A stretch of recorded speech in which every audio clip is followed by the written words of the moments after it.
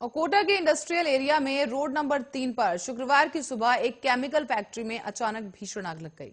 आग इतनी भीषण थी कि दूर से धुएं का गुब्बार नजर आया। सूचना मिलने के बाद नगर निगम की 14 दमकल मौके पर पहुंच गई और आग फैक्ट्री के बाहर रोड तक पहुंच गई।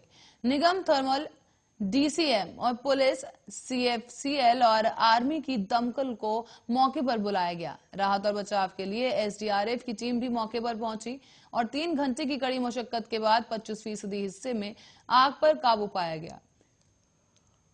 कलेक्टर, एसपी समेत नगर निगम के आला अधिकारी मौके पर पहुंचे। साथ ही हादसा सुबह 7 बजे के करीब हुआ। फैक्ट्री में करीब 250 से लेकर 300 कर्मचारी अलग अलग शिफ्टों में काम करते हैं और सुबह की शिफ्ट में 50 कर्मचारी मौजूद थे।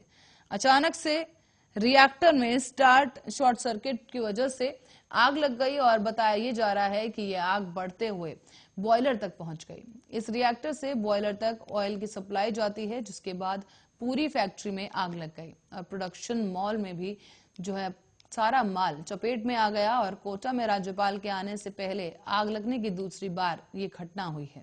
इससे पहले भी राज्यपाल के कोटा पहुंचने से पहले एयरपोर्ट के सामने मित्री मार्केट में आग लगी थी और आज भी राज्यपाल के कोटा पहुंचने से पहले केमिकल फैक्ट्री में आग लग गई है।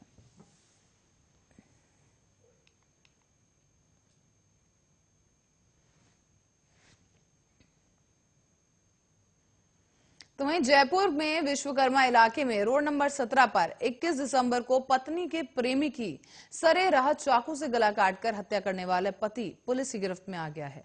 उसे विश्वकर्मा थाना पुलिस ने गुरुवार को गिरफ्तार कर लिया और डीसीपी ऋचा तोमर ने बताया है कि प्रारंभिक पूछताछ में सामने आया कि गिरफ्तार आरोपी करण पंजाबी की पत्नी वर्षा दिल्ली की रहने वाली है।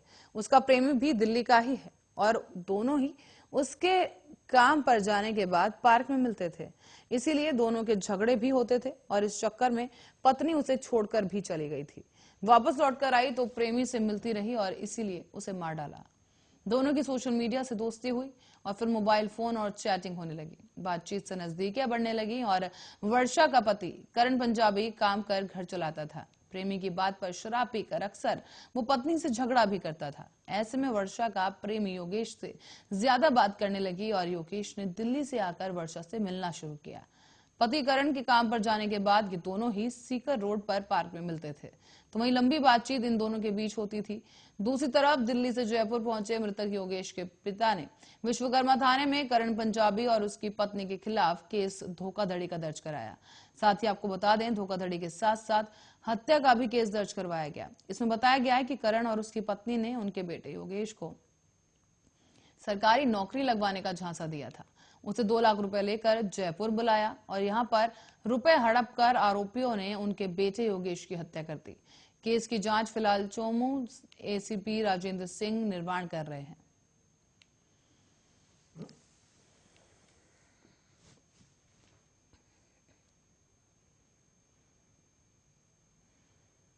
रुक करेंगे अगली खबर की ओर, जहां खेरवाड़ा में निजी स्कूली छात्रों ने आपसी विवाद के चलते एक अन्य स्कूली छात्र पर चाकू से हमला कर दिया।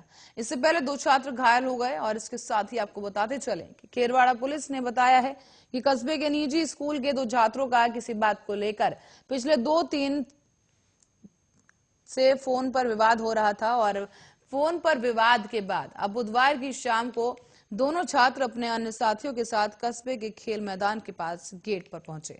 इस दौरान एक गुट ने दूसरे गुट के छात्रों पर चाकू से ताबड़तोड़ हमला कर दिया, जिससे डूंगरपुर की गामड़ी निवासी उत्सव भट्ट और एक अन्य छात्र घायल हो गया।